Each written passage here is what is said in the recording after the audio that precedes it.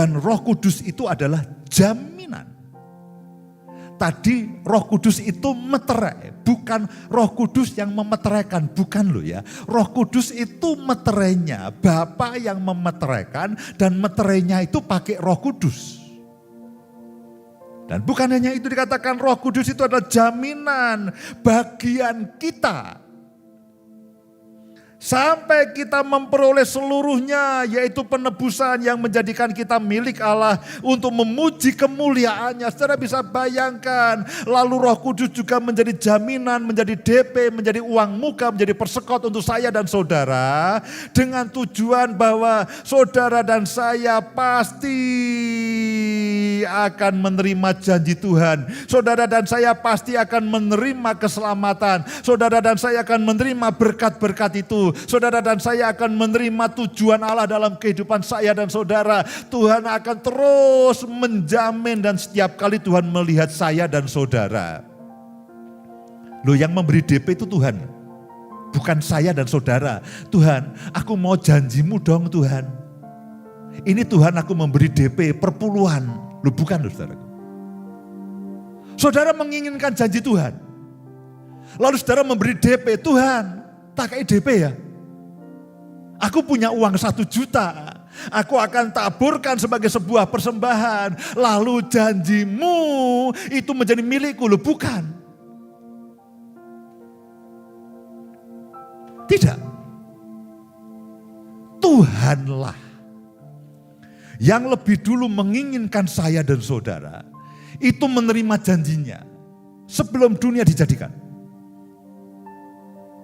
Lalu ketika Tuhan itu punya keinginan kepada saya dan saudara, aku mau supaya janjiku, aku mau supaya rencanaku itu jadi dalam kehidupanmu, aku stempel dengan Roh Kudus dan aku beri DP. Loh, siapa yang kepena?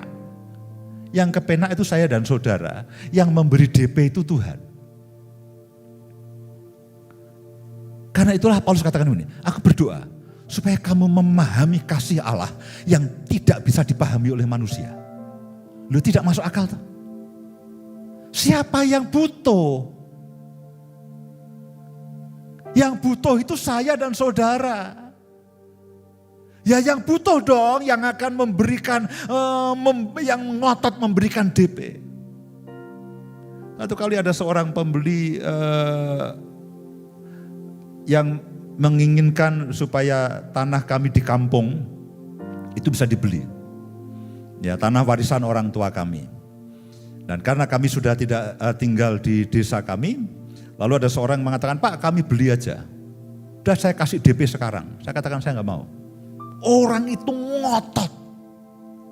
Belum tanda tangan, belum apa, belum lihat sertifikatnya. Pak, saya mau tanah itu.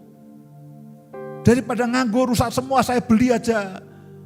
Ini DP-nya, mana nomor rekeningnya, saya transfer sekarang. Bapak mau minta DP berapa? Loh, dia terus ngotot untuk memberi DP. Loh, siapa yang butuh dengan janji Tuhan? Saya kan, saudara kan, yang membutuhkan keselamatan itu. Yang butuh dong, yang memberikan DP. Pak, saya kasih DP karena saya sangat menginginkannya. Loh, ini kebalik. Kamu pengen beli, aku yang ngasih DP. Karena itulah kasih Tuhan itu tidak masuk akal. Saking cintanya Tuhan kepada saya dan saudara. Dia memberikan anaknya yang tunggal. Menebus saudara dan saya. Dia merencanakan, dia memberikan segala berkat di surga.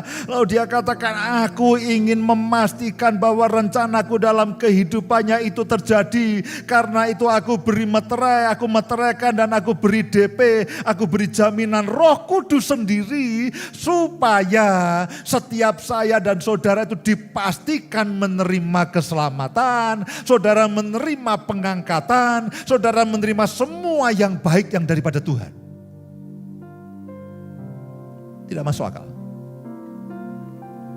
Tapi itulah kebenaran firman Tuhan. Saya berharap pagi hari ini roh saudara melonjak, ya Tuhan. Karena kalau saudara baca ayat-ayat berikutnya. Setelah Paulus itu menyampaikan kebenaran ini, itu Roh Kudus, Paulus berdoa, aku berdoa ya, supaya kamu mengerti. Kalau saudara baca mulai dari ayat yang ke-15 dan seterusnya, itu adalah doa Paulus untuk saudara dan saya mengerti kemuliaan Kristus. Karena Paulus tahu siapapun yang mendengarkan akan kebenaran ini tidak masuk akal. Lebih mudah melupakannya, lebih mudah membantahnya. Lalu saudara mengatakan, mana bisa? Mana mungkin, terlalu ajaib, tidak masuk akal, tidak logis.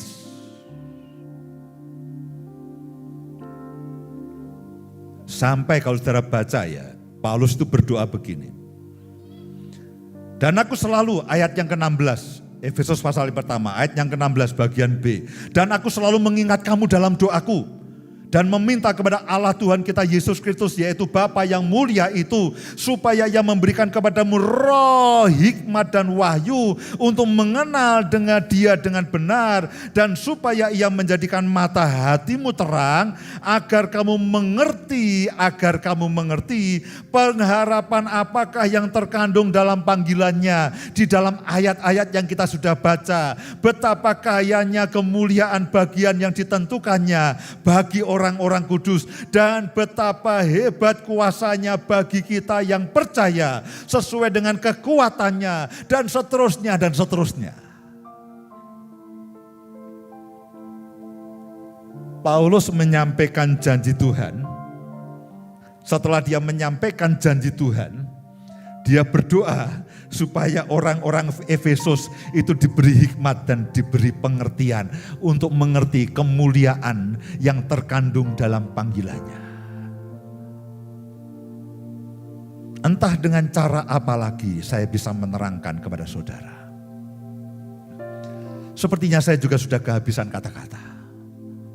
Yang saya bisa lakukan, saya hanya berdoa supaya Roh Kudus menolong saya dan saudara, memberikan pengertian, memberikan hikmat, memberikan pewahyuan, sehingga saudara dan saya mengerti. Amin.